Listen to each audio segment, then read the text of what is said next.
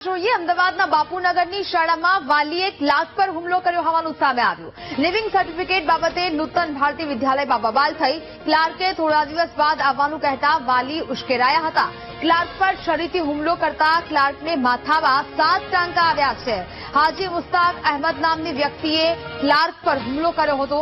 આચાર્ય સાથે વાત કરીને વાલી લિવિંગ સર્ટી લેવા આવ્યા હતા અને તે સમયે આ સમગ્ર ઘટના બની હતી। બબાલ બાદ મામલો વધુ ઉગ્ર બનતા ક્લાર્ક પર વાલીએ હુમલો કરી દીધો ને તેના સીસીટીવી દ્રશ્યો છે તે સામે આવ્યા છે। છરી વડે ક્લાર્ક પર હુમલો કરી દેવામાં આવતા ક્લાર્કને માથાના ભાગે 7 જેટલા ટાંકા આવ્યા છે।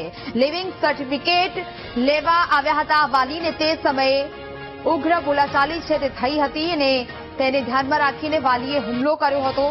ક્લાર્ક પર છરીથી હુમલો કરતા ક્લાર્કને માથામાં 7 જેટલા ટાંકા આવ્યા છે।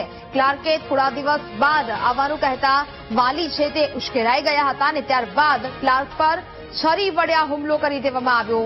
જોકે આ સમગ્ર ઘટના સીસીટીવી કેમેરામાં કેદ થઈ છે। સંવાદદાતા સાક્ષી ફોન લાઈન પર જોડાયા છે। સાક્ષી, અમદાવાદના બાપુનગરની શાળામાં વાલીએ ક્લાર્ક પર હુમલો કર્યો છે, શું વિગતો?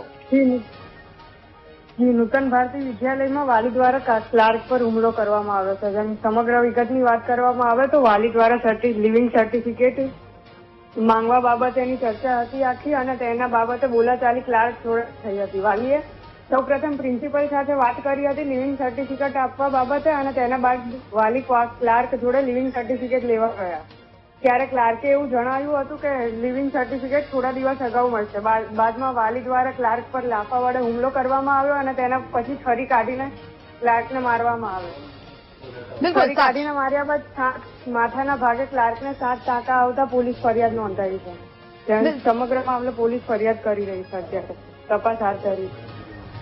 બિલકુલ, જાણકારી બદલ આપનો આભાર।